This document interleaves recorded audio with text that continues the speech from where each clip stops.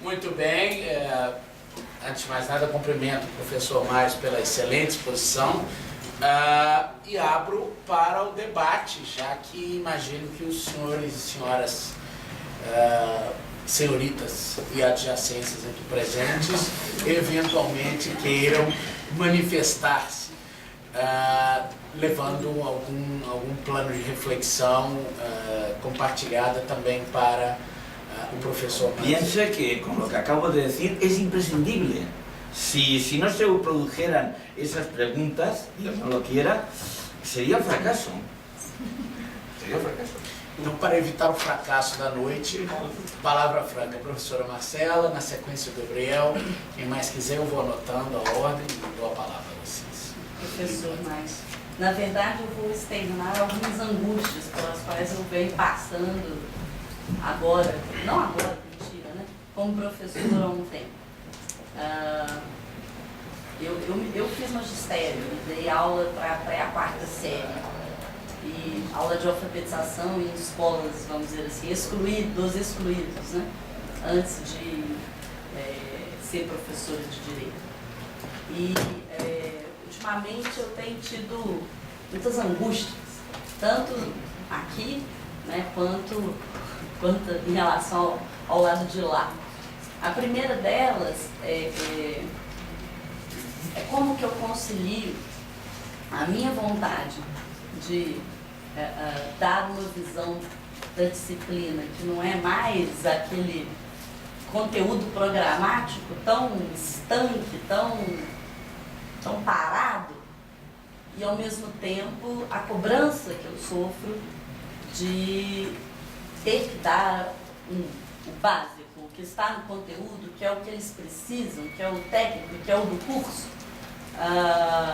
especialmente num curso, no caso do curso de Direito, que tem se tornado tão técnico. Não pela academia, eu digo isso, mas pela realidade brasileira hoje, né? Na minha época, quando eu me formei, a última coisa que um estudante de Direito queria fazer era ser funcionário público. Porque os salários eram baixos e a ideia de todo bom jurista era se tornar um bom advogado, né? Um rico e bom advogado. Mas houve um inchaço dos valores hoje, né? Das carreiras jurídicas, um inchaço absurdo, inclusive insustentável para um bom Estado, para uma economia vibrante, verdadeiramente vibrante, que tem que sustentar esses salários. Essa realidade tem que mudar, esses salários têm que voltar ao normal para que a economia privada possa crescer, etc, etc. Mas fato é que eu tenho turmas e turmas inteiras nas quais você pergunta o que você vai fazer e 99% responde concurso. E aí você pergunta qual, eles falam que pagar melhor. E aí acaba sendo assim uma sensação extremamente difícil de trabalhar, sabe? O que fazer, né? Que método, sei lá. Eu, como trabalhei como professorinha, eu estou sempre em busca de novas pedagogias, sabe? Novas didáticas, novas formas de ensinar, que quem sabe, né, toquem certos corações como o meu foi tocado há um tempo atrás.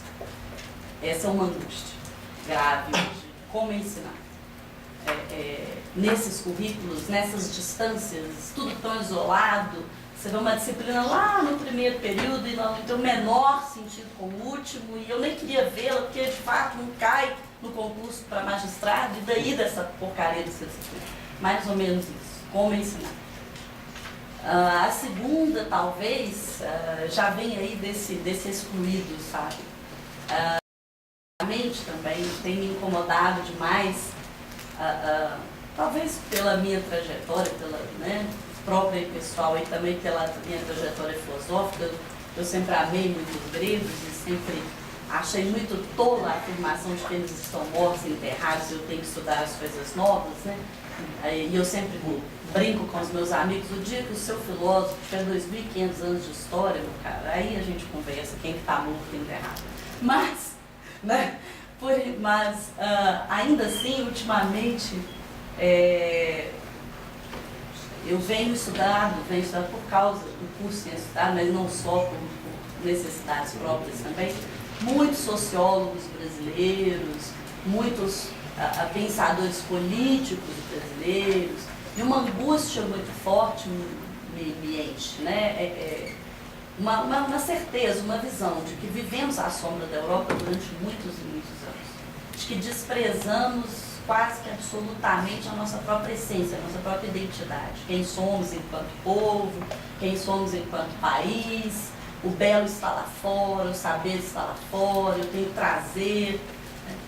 E hoje, dentro dessa ideia de um humano, eu ultimamente estava talvez numa contracorrente, tentando primeiro um brasileiro. E será que isso está dentro ou não está, né? Mas é humano também, né? Uma identidade própria que tem que se inserir numa humanidade tão grande. Mas outra angústia, né? Essa nossa identidade. Como a gente trabalha uma identidade própria num mundo tão eurocêntrico, tão americanocêntrico. O senhor falou da crise, né? Não que a gente não esteja sofrendo a crise, mas acho que hoje talvez as nossas perguntas brasileiras mesmo não seriam tanto essa crise. Seriam outras ainda, seriam de estrutura primária, não sei. Como trabalhar uma identidade própria tão imersos em vocês que estamos. Mas Muito obrigado. Vamos fazer em blocos, que acho que facilita que mais gente possa se manifestar, e o professor Maios responde em bloco. Então, pela sequência, Gabriel e Felipe. Depois o professor Marcelo. Professor, minha pergunta é sobre a relação entre filosofia e ciência, né? Que é uma questão que está muito presente na sua fala. Assim, na Grécia, o senhor mesmo disse que a filosofia se colocava enquanto ciência, ela era episteme, né? Ou seja, pode ser um discurso sobre primeiros princípios, que seja, né? Na modernidade, do mesmo modo, o idealismo alemão sempre colocou a filosofia como ciência, nunca se discutiu a pretensão de cientificidade. É exatamente por isso que a filosofia do idealismo alemão tem que ser sistema. Se ela não for sistema, ela não é ciência. Então, assim, a minha pergunta é exatamente sobre isso. Numa perspectiva macrofilosófica, existe uma pretensão científica? A macrofilosofia se coloca como uma ciência ou ela se coloca como um discurso paralelo às ciências? E, assim, ligado a essa pergunta, né, uma segunda que seria: qual é a pretensão de autoridade que uma macrofilosofia teria sobre o discurso científico? Ela se coloca como uma autoridade sobre o discurso científico ou ela analisa o discurso científico? Essa é a minha pergunta. Muito obrigado. Felipe? Na verdade, são duas perguntas. A primeira é em relação aos estudos transdisciplinares. Porque o senhor indicou que os estudos transdisciplinares hoje, nas universidades, representariam o início de superação do nosso autismo acadêmico. Só que me parece que os estudos transdisciplinares, de modo geral, enfrentam sempre dois problemas mais ou menos opostos. Um é que você, na verdade, acaba criando você acelera o processo de hiperespecialização. Como? Você junta, por exemplo, um grupo de médicos e literatos para trabalhar sobre, sei lá, as representações literárias da dor. Isso, curiosamente, é um grupo que existe, de fato. Mas são pessoas que não sabem nada, nem de medicina, nem de literatura. Eles sabem exatamente representações literárias da dor. Porque é uma nova especialização no interstício entre duas ciências. Um outro problema, e que está articulado, me parece, inclusive um que a Camille Paglia, uma intelectual americana, ela gosta de citar, que ela diz o seguinte: os estudos transdisciplinares estão se tornando um grande sertão onde os lobos correm soltos. Por quê? Porque sem um controle dos próprios pares, quer dizer, porque as especializações, talvez uma das grandes vantagens, é que eu escrevo para os meus pares e, consequentemente, sou controlado por eles. Se eu sou, sei lá, um biólogo, vou escrever para biólogos e eles vão analisar a qualidade do meu trabalho. Se eu reivindico que a minha pesquisa é transdisciplinar, ela não está no âmbito da biologia, a princípio eu posso escrever qualquer coisa. Quer dizer, eu estou sendo inovador, então eu posso escrever qualquer bobagem.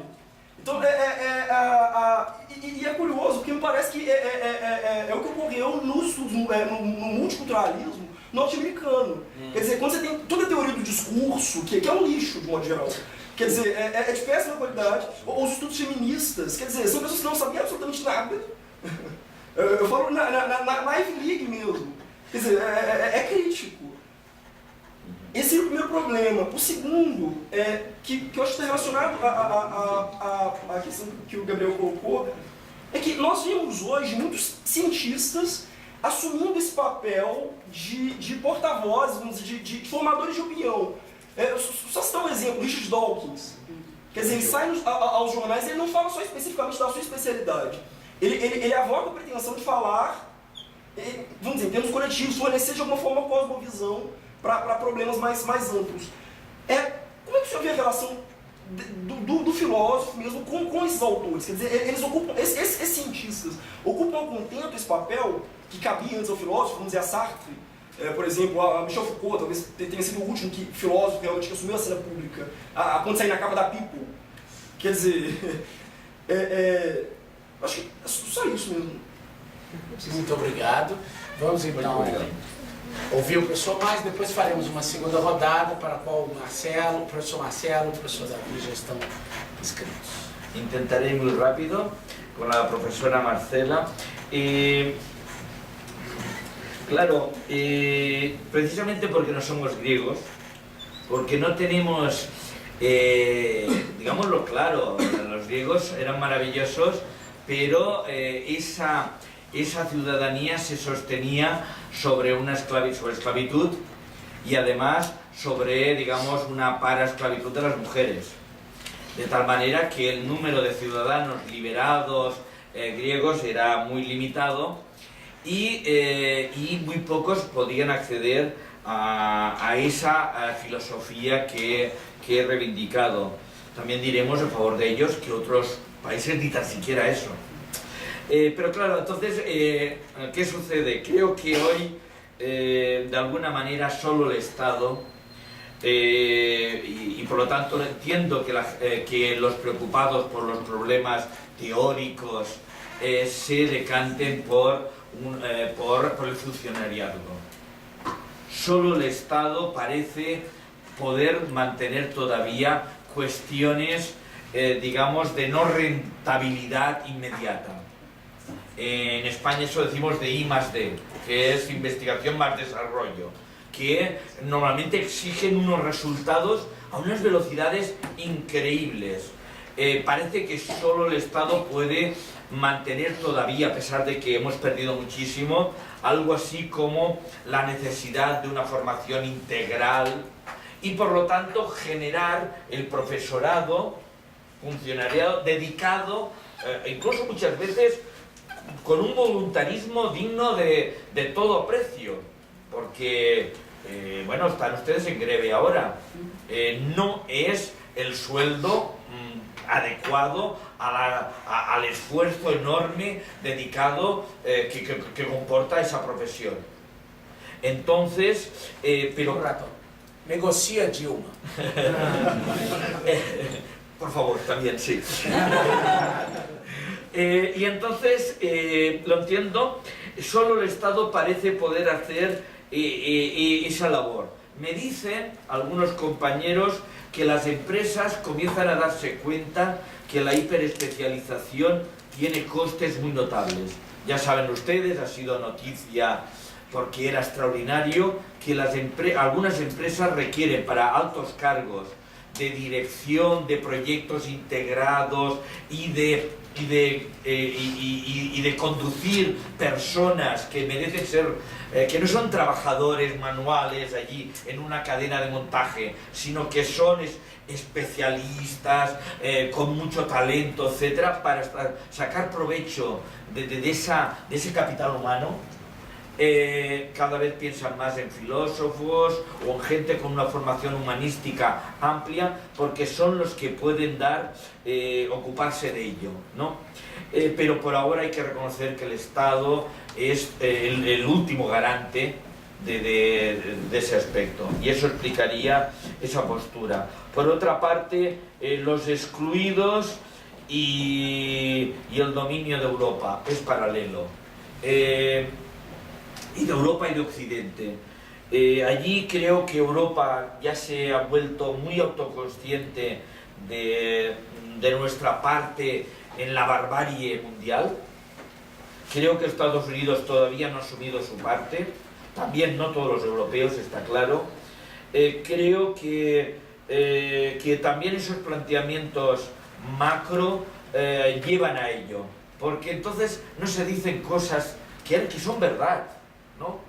Pues qué sé yo, a ustedes les llevamos, ¿qué les llevamos a ustedes? Pues bueno, los barcos y los cañones, ¿no? Vale, eso es parte de la verdad, y la religión, etcétera.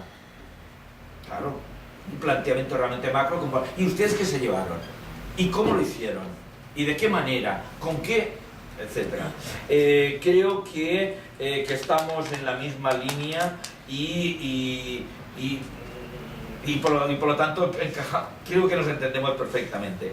Yendo muy rápido, en ese aspecto, aunque sabe usted que hice la tesis sobre Hegel, si usted no sabe, y lo aprecio muchísimo, creo que allí el idealismo ha salido derrotado, el idealismo alemán. La voluntad de Hegel era que la filosofía subordinara a las ciencias. Por eso el sistema era enciclopedia de las ciencias filosóficas. E introduce la palabra ciencias, pero filosóficas, indicando que el valor tendría que ser... la superación sería la filosofía. Saben ustedes que el saber absoluto o el espíritu absoluto culmina con la filosofía, subordinando religión y arte, ¿no? Bertrand Russell y el positivismo moderno contemporáneo reaccionaron, yo creo que un poco excesivamente, virulentamente, y sin atreverse a pensar Hegel en sus términos, cediendo inmediatamente. Este señor no lo entiendo, luego es un papanata, saben que las afirmaciones han sido brutales.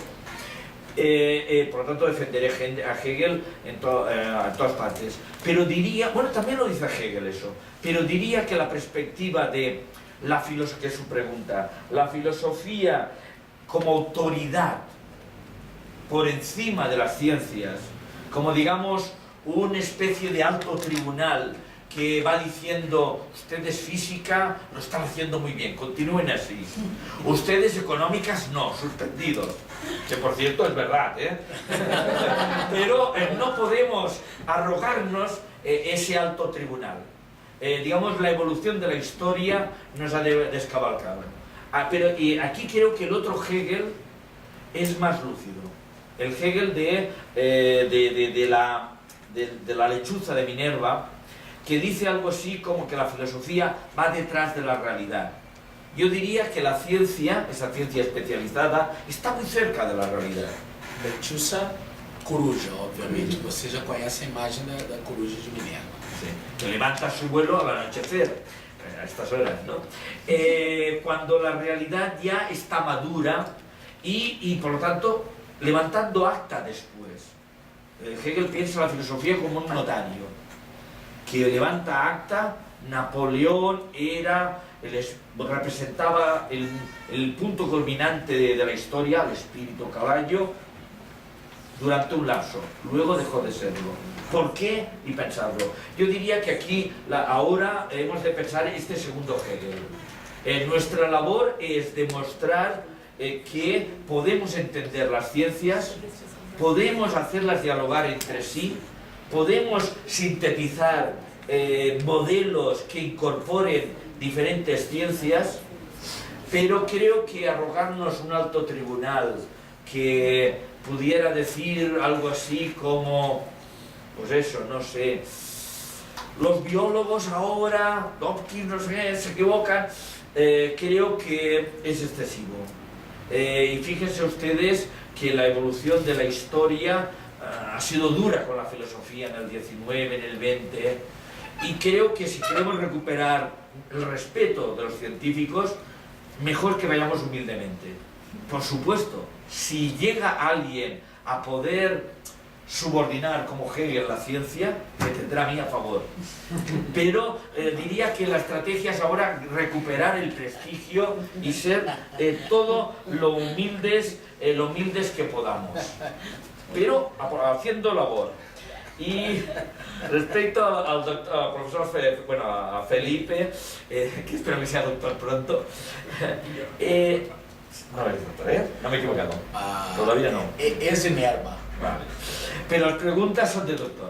Es verdad, usted ha mostrado la falsa solución de la transdisciplinaridad, que además permite a veces en los cultural studies americanos, digamos, una tesis buena, bonita, barata. Y lo de buena entre comillas, ¿no? Aquello de se escoge un tema no muy trabajado, con bibliografía mucho menor que en el derecho romano, por supuesto, y rápidamente permite una salida ingeniosa, una tesis ingeniosa, que además luego los medios de comunicación amplifican, y que con un poco de suerte pues casi genera un grupo o una subárea de trabajo, digamos, lucrativa. Yo creo que esa es la falsa solución, aunque a veces de falsas soluciones salen hechos provechosos para el conjunto. Es decir, nos hemos de arriesgar. Yo diría que no valoraré en excesivo ese talento, ese trabajo, digamos, oportunista, pero a veces tampoco no lo menospreciemos de buenas a primeras, ¿no? Sobre todo en un tiempo que nos falta transversalidad, interdisciplinaridad, etc. Luego, claro, los científicos, y me lo han dicho algunos de ellos a mí, miren, nos convertimos en creadores de opinión y en divulgadores de la ciencia porque ustedes, filósofos, que tendrían que ser los que lo hicieran, no lo hacen o no lo hacen bien. Y eso algunas veces lo he escuchado casi en primera persona, lo cual me parece interesante porque además generalmente incluyen aquello de decir, y nos gustaría tanto que lo hicieran, necesitamos que lo hicieran, porque seguro que ustedes serán capaces de superar, se dan cuenta de su limitación, ¿no?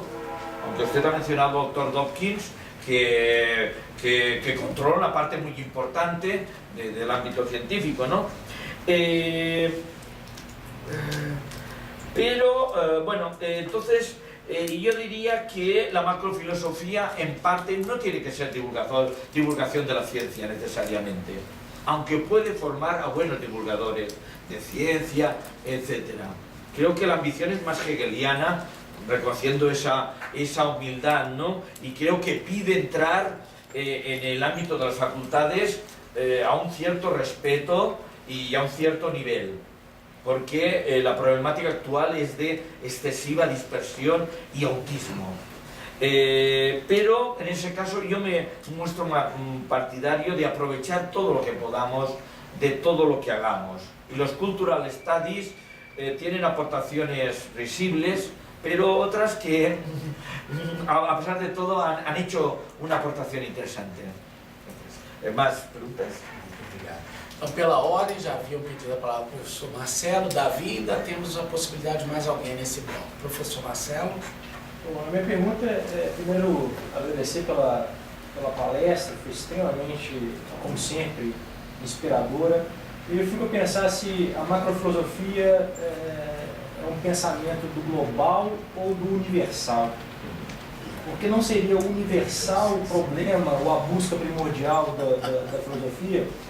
Pergunto isso porque há uma diferença, ao menos me parece haver uma diferença entre os dois termos, e se tende muito hoje em dia para essa reflexão do global, quase que em fuga do universal, porque o universal passa por um longo e intenso processo de descredibilização, né? E com isso, no lugar dessa reflexão de buscar o universal daquilo que tem validade para além da contingência concreta, para além das diferenças culturais, nos inserimos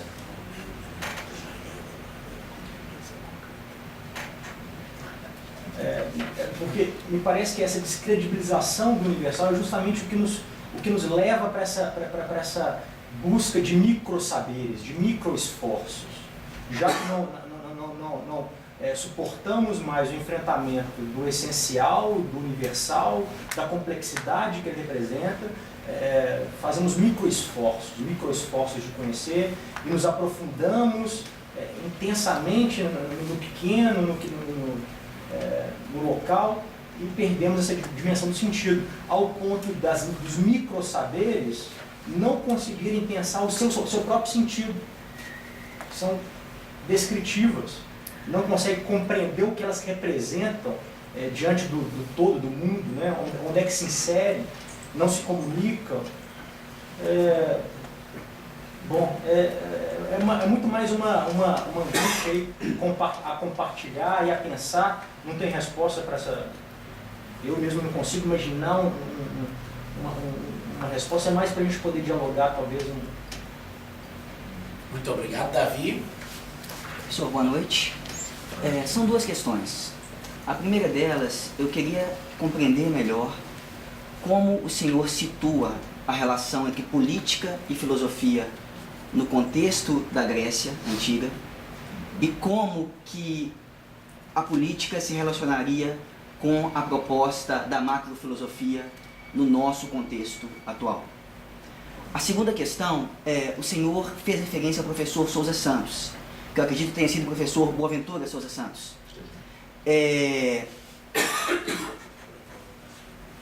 Me parece que um problema enfrentado, por exemplo, por esses campos do saber que trabalham com a ideia de micro e macro, tenha sido algo que alguém como Paul Ricoeur retoma como variações de escala. Ou seja, não necessariamente aquilo que eu enxergo numa escala macro é o mesmo que eu enxergo numa escala micro, porque ao mudar a escala de observação, muda também aquilo que eu consigo observar. Esse problema não poderia, de algum modo, chegar até a macrofilosofia, de modo que aquilo que uma macrofilosofia consiga enxergar seja não apenas a totalidade daquilo que as microfilosofias enxergariam, mas algo distinto, que por um lado é maior, mas exatamente porque há uma mudança também do objeto que ela enxerga, ao mesmo tempo menor do que aquilo que enxergam as microfilosofias. E nesse sentido, qual seria a posição do senhor diante das reflexões nesse aspecto do professor Sousa Santos? Uma vez que para mim parece que a solução aventada por ele seria no sentido de um reconhecimento de uma limitação da filosofia que vai em busca de um diálogo com o saber do senso comum. Como que o senhor se relacionaria com as propostas do professor Sousa Santos nesse aspecto de uma relação entre o saber autorreflexivo de uma filosofia e o saber muitas vezes prático, não reflexivo do senso comum, mas que por outro lado lida com questões mínimas, cotidianas, que produzem um saber diante delas? Então seriam essas duas questões um pouco mais desdobradas no caso da segunda. Nesse bloco ainda cabe mais uma pergunta. Alguém quer indagar? Professor Saulo. Professor Mário, boa noite. Eu queria, na verdade, aproveitar a oportunidade para complementar as perguntas feitas e propor que delas se desdobre um diálogo sobre um último aspecto que me parece ser continuidade desses debates e dessas perguntas que eu as teria feito, sobretudo também com a pergunta sobre a interdisciplinaridade e a transdisciplinaridade, porque penso que é por aí que essa discussão realmente deve caminhar. Eu percebo que, de fato, a capacidade de controlar as ciências por parte da macrofilosofia não é a pretensão desse projeto de um pensamento macrofilosófico. Porém, me pareceu, não só hoje, mas também no diálogo que tivemos, das leituras que fiz, né, de alguns textos do professor, do diálogo que tivemos ainda ontem, que faz parte do projeto da macrofilosofia, talvez enfrentar um pouco dos desafios deixados pela chamada sociedade do risco. Ou seja, dos desafios deixados pelo altíssimo grau de especialização no mundo atual, em que esse mesmo altíssimo grau de especialização gera uma sociedade incapaz de entender os próprios riscos daquilo que ela mesma faz. E de, portanto, resolvê-los do ponto de vista de tomadas de decisão, tomadas, portanto, políticas de decisão, tomadas de rumo por parte de uma sociedade. Então isso é um problema da sociedade democrática atual, né? A democracia atual, ela não pode, digamos assim, confiar na técnica, na especialização técnica, na ciência, mas por outro lado, confiar na doxa do cidadão, na opinião das pessoas, também não parece muito sensato, porque as pessoas não conseguem se dar conta de todos os conhecimentos que se colocam à disposição ou que são necessários minimamente dominar para tomar decisões sensatas sobre as questões que envolvem a vida de todos, portanto, as questões políticas, não é? E eu acho que vai bem nesse sentido também a pergunta do Davi. Me parece que a proposta é que a macrofilosofia teria como contribuir nessa função. Não para, digamos assim, desenvolver um método por meio do qual poderíamos dar conta de tudo e, portanto, participarmos de uma maneira consciente na sociedade ao darmos conta dos conhecimentos necessários. Mas poderíamos usar modelos para fazer as perguntas adequadas sobre qualquer coisa. Não é? E necessariamente até mesmo reconhecer a necessidade de, em algumas questões, ser fundamental descer a escalas menores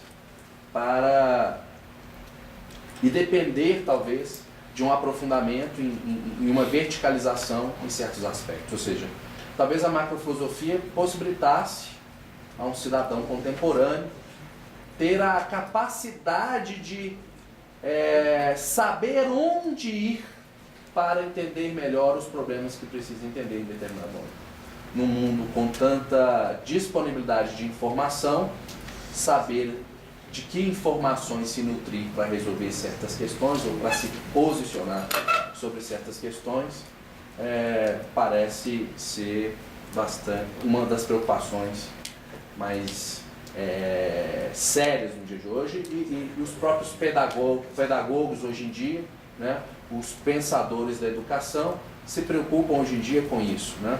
O problema dos jovens hoje não é a alimentação de conhecimentos, não é? O acesso às informações, mas uma capacidade de fazer escolhas sobre do que se informar e como se informar. Não é? Então, eu pergunto sobre isso, né?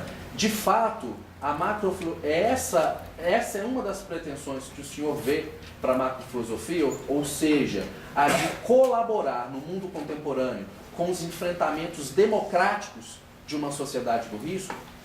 E será que é possível nos explicar um pouco mais sobre o modo como a macrofilosofia poderia fazer isso? Ou seja, de que modo ela assumiria uma funcionalidade dentro da sociedade democrática dos dias de hoje?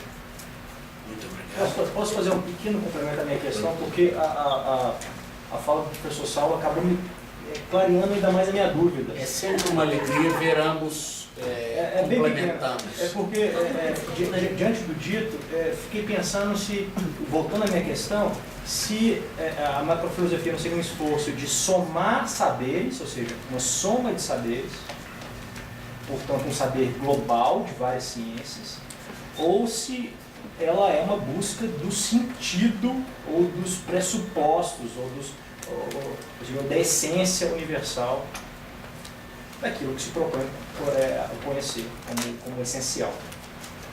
Muito obrigado. Excelência. Sí, muito obrigado. Complicadísimo.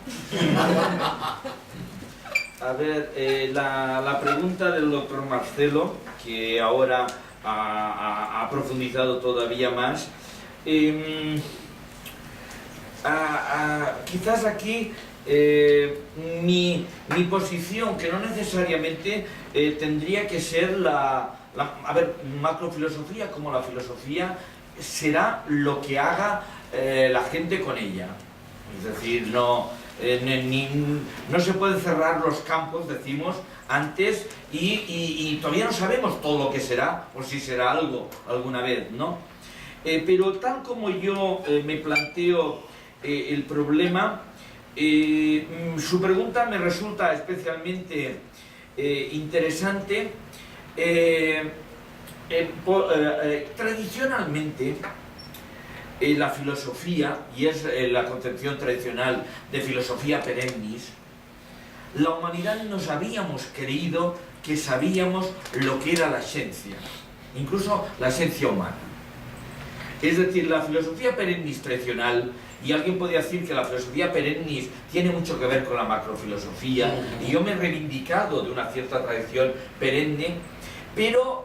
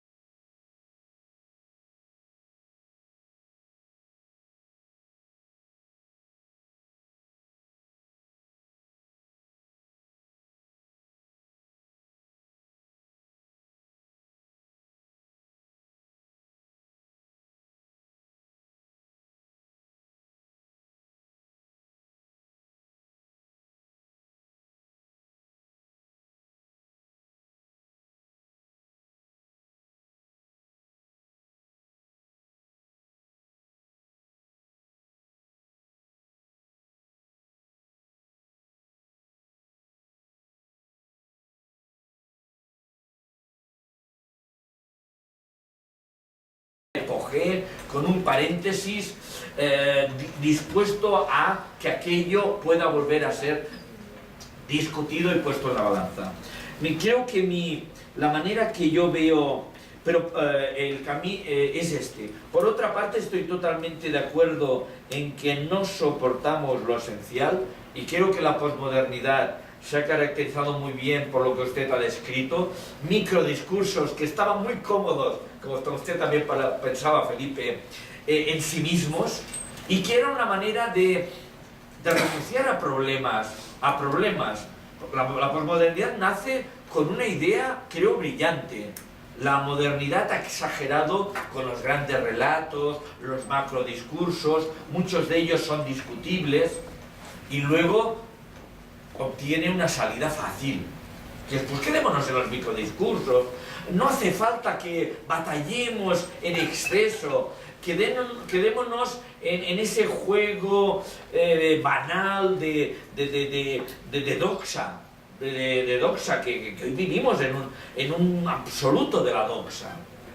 Que en eso estoy totalmente de acuerdo. En ese aspecto creo que, me parece que sí, que la fiesta posmoderna afortunadamente ya se ha superado, pero que ha creado buenos aprendizajes.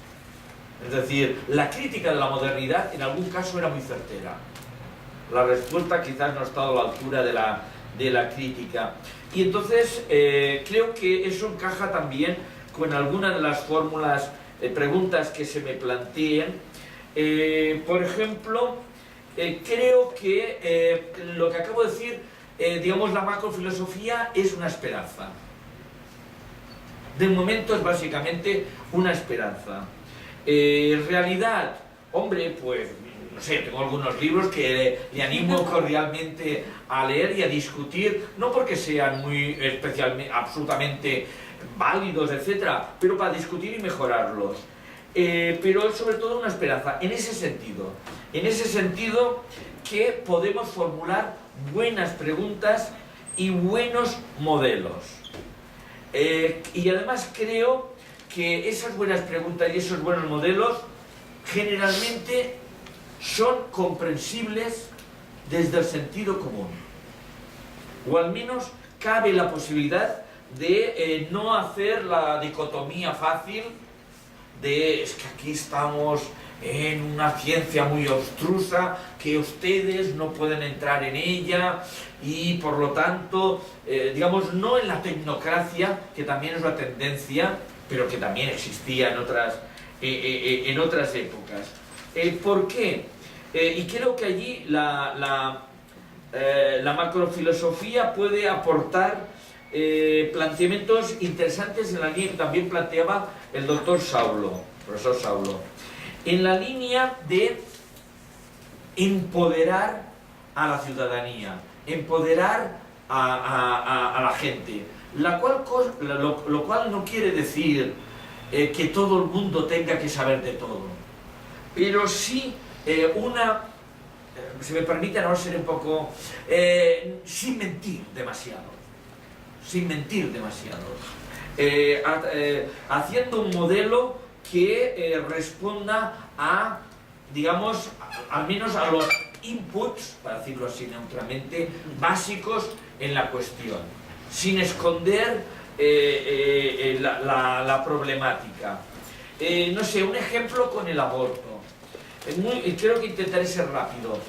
El aborto, yo tengo mi opinión, ahora no la diré, me mantendré así como muy equilibrado, pero creo que en el diálogo ha fallado el no mentir para llevar ventaja en la discusión ideológica. Creo que gran parte del problema del aborto es de encarar el problema del aborto de una manera ética o política, es la simplificación de partida. Yo creo que, para decirlo rápido, hay que decir que los dos debates tienen su parte de razón. Es decir, y por lo tanto, a ver si me explico. Decir que el gameto o el embrión no es una parte equivalente a, no sé, un órgano prescindible del cuerpo humano, y que allí hay un proyecto de vida, incluso una vida incipiente que requiere, que tiene el valor substante que tiene la vida para todo humano, y que además políticamente tiene que ser determinado y defendido por parte del Estado en cierta medida, me parece que ese es un argumento que no se puede menospreciar. El problema a veces es que solo se contempla ese argumento. El otro, que la vida se juega también a otro nivel, que esa vida naciente está hipotecando, puede hipotecar otra vida de la cual depende absolutamente, porque no es autónoma, digamos la madre, podemos incluir al padre, etc. Y que por lo tanto